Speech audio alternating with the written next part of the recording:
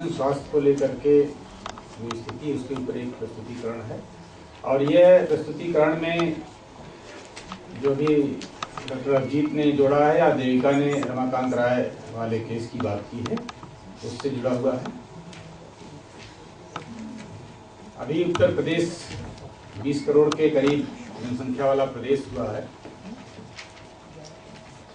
राष्ट्रीय ग्रामीण स्वास्थ्य मिशन के लागू होने के बाद निश्चित तौर पर IMR और MMR में घटे हुए हैं, लेकिन अभी जो लक्ष्य है वो भी पूरा नहीं हो सका है।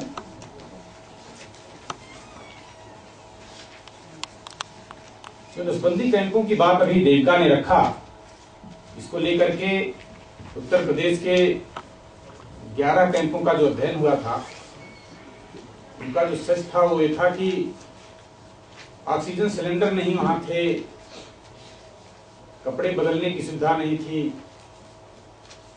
OT के अंदर ऑपरेशन के दौरान पहने जाने वाले कपड़े उपलब्ध नहीं थे। जो कपड़ा डॉक्टर पहन करके आया तो उसी को यूज कर रहा था। 2 केंद्रों में स्टाफ के लिए साफ कपड़े उपलब्ध केवल थे 11 में से, और मात्र 6 केंद्रों में हाथ में पहने जाने वाले दस्तानों को हर केस के बाद बदला जा रहा था। बकिया में वही एक ही ग्लव्स जो है बराबर यूज हो रहा था। शौचालय की सुविधा नहीं थी।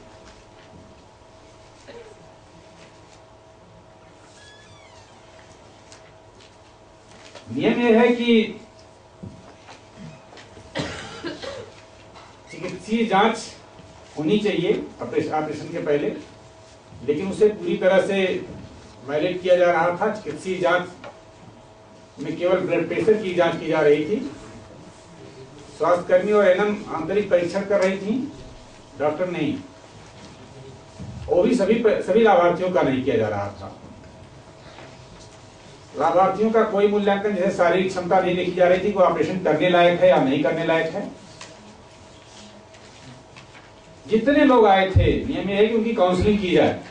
जब वो ऑपरेशन के लिए आए उनकी काउंसलिंग की जाए, उनके सामने जो दूसरे कंट्रासेप्टिव्स हैं उनके विकल्प रखे जाएं। उसमें से उनकी अगर कोई दूसरी पसंद है तो दूसरे पसंद को, दूसरे चॉइस को अपना सकते हैं। लेकिन उन्हें लाया गया है तो केवल नसबंदी की जाएगी, दूसरा कुछ भी नहीं किया जाएगा।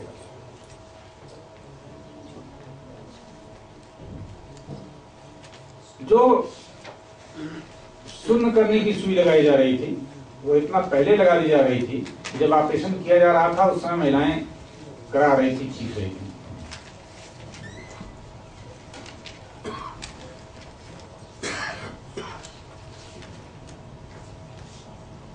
जो उपकरण थे वो उबाले तक नहीं जा रहे थे, ऐसी स्थितियां थी।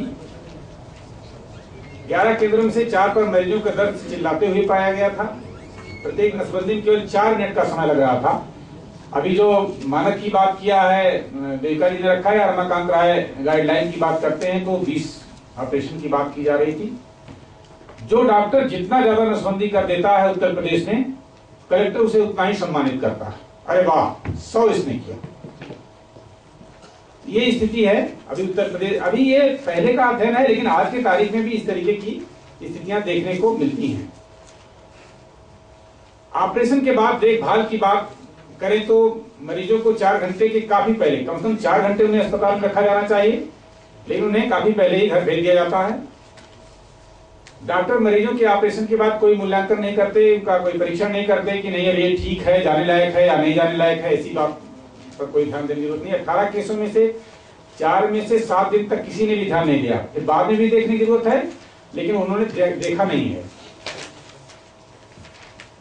एक केस को उन्होंने देखा था, इसमें महिला को गैर सरकारी डॉक्टर के टाके कटवाने पड़े, सरकारी अस्पताल में के बजाय प्राइवेट में। वो प्राइवेट जो डॉक्टर था निश्चित तौर पर झोला छाप डॉक्टर था। 18 केसों में से 12 को एक या एक से अधिक जटिलताएं जैसे खून जाना, संक्रमण, शरीर में दर्द था, कमजोरी आदि परेशानियां झेलनी पड़ी थी।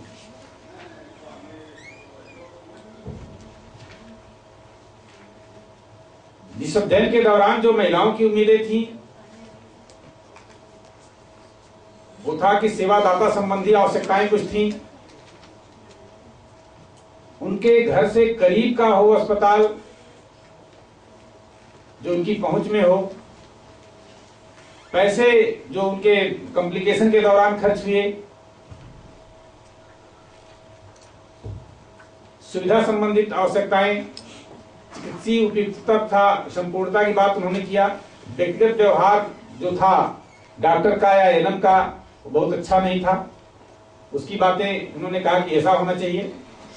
जानकारी उन्हें नहीं दी जाती जो दूसरे कंट्रासेप्टिव्स हैं, वो एक बहुत बड़ा चैलेंज था, लोगों ने बताया। उसके पहले एएनएम दूसरे गर्भ निरोधकों के बारे में जानकारी देने में कोई रुचि नहीं रखती है, उसे केवल एकमात्र प्राथमिकता है कि उसे मोटिवेट किया जाए, वो ऑपरेशन करा ले। क्या होगा जो परिणाम, अलग अलग जटिलताएं जो होती हैं, अलग अलग स्थितियां होती हैं जिससे सफर करती है महिला, जिसका एक कारण अजीत दास ने अपने प्रस्तुतिकरण में बताया था कि वह एक बच्चेदानी के ऑपरेशन से जुड़ा हुआ कारण हो जाता है। उन सब चीजों के ऊपर पूरी जानकारी उन्हें नहीं दी जाती है। अगर उन्हें जानकारी दी जाए तो मुझे लगता है कि इतने कॉम्प्लिकेशन झेलने के बजाय एक महिला दूसरे किसी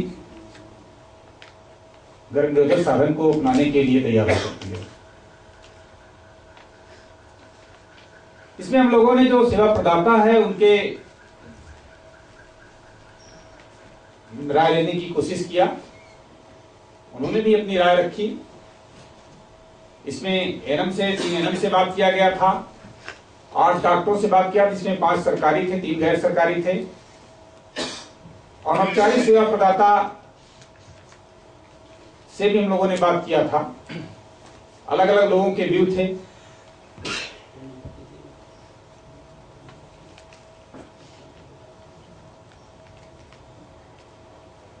जो सारांश था इसका, गुणवत्तापरक सेवा तथा अवरोधों के विषय में सेवादाताओं के नजरिए का सारांश जो था वो था प्रशिक्षित डॉक्टर तकनीकी बैकअप जैसे प्रयोगशाला खोजबीन तथा प्रशिक्षित अतिरिक्त चिकित्सा स्टाफ के विषय में अधिक चिंतित थे।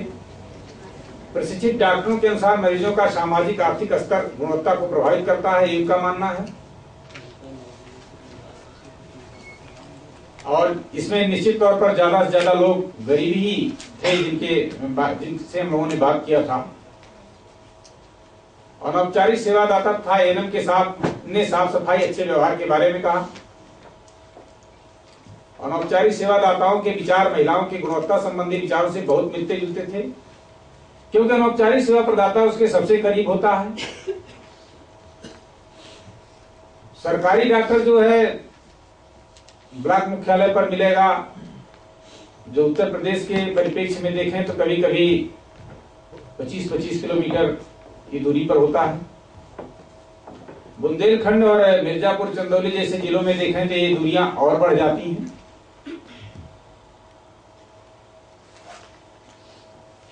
सेवादाताओं की स्वास्थ्य स्थिति का विश्लेषण अपूर्ण है तथा एक खराब स्वास्थ्य के सामाजिक आर्थिक अवयवों को सेवा प्रदान करने के अवरोधों के रूप में देखते हैं।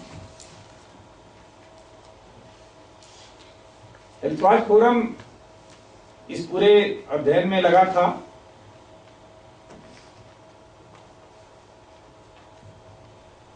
उस अध्ययन के बाद जो पीआईएल हुआ था,